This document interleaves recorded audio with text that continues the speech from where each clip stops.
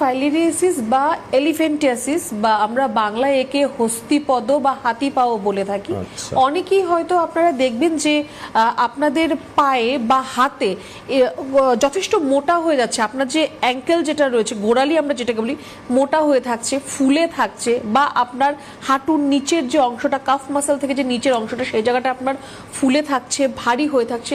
Same ভাবে আপনার হাতে, আপনার এই আর্মসের সম্পূর্ণ ওপর থেকে নিচে অবধি হাত আপনার মোটা হয়ে আছে বা ফুলে আছে। মহিলাদের ক্ষেত্রে সেটি ব্রেস্ট অবধি ছড়িয়ে যেতে পারে, আর পুরুষদের ক্ষেত্রে সেটি স্ক্রোটাম পর্যন্ত কিন্তু ছড়িয়ে যেতে পারে। এই যে আপনার যে হঠাৎ করে আপনার হাত বা পা আপনার স্বাভাবিক থেকে অস্বাভাবিক রকমভাবে ফুলে যাচ্ছে, বা সে জায়গাটা আপনার শক্ত হয়ে থাকছে, তার চামড়াটা খসখসে হয়ে যাচ্ছে, আপনার সেন্সেশন আপনি বুঝতে পারছেন না, এই যে সমস্যাগুলো, এটাকে আমরা ফাইলিরিয়াসিস বা এলিফ্যান্টিয়াসিস বলে থাকি। অনেকেরই এই সমস্যাটি রয়েছে, কারণ আমরা এরকম পেশেন্ট দেখেছি যার জন্য প্রোগ্রাম করা। এবার এই যে আপনার এই ফাইলিরিয়াসিসের কারণটা কি? সামান্য একটি মশার কামড় থেকে ফাইলিরিয়াসিস হয়ে থাকে।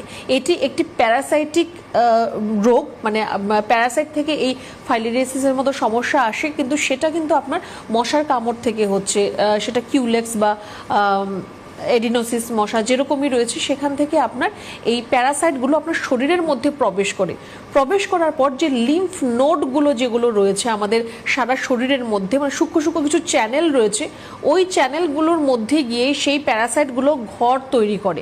একটা থেকে দুটো থেকে 20টা থেকে 200টা, এরকমভাবে সেটি বাড়তে থাকে। সেটি যখন বাড়তে থাকে, এই প্যারাসাইট লার্ভাগুলো যখন বাড়তে গিয়ে সেটা আপনার পায়ের মধ্যে একটা ইনফেকশন সৃষ্টি করে।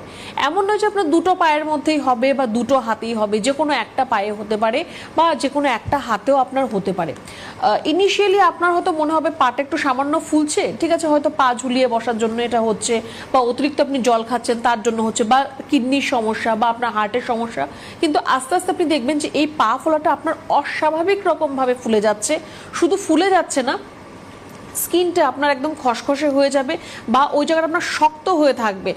অনেক সময় চাপ দিলে সেটা ভেতরের দিকে ঢুকে যায়, ফুলে থাকে, কিন্তু সেটা এরকমভাবে ঢুকে যাবে না, একদম শক্ত হয়ে থাকবে আপনার, যেহেতু আপনার লিম্ফ নোডগুলো ফুলে যাচ্ছে। তার পাশাপাশি সেখানে আপনি কোনো সেন্সেশন পাবেন না, মানে পায়ের ওই জায়গাটা বা হাতের ওই পার্টিকুলার জায়গাটা আপনার অবশ হয়ে থাকবে। আপনি সেখানে হাত দিলে আপনি বুঝতে পারবেন না।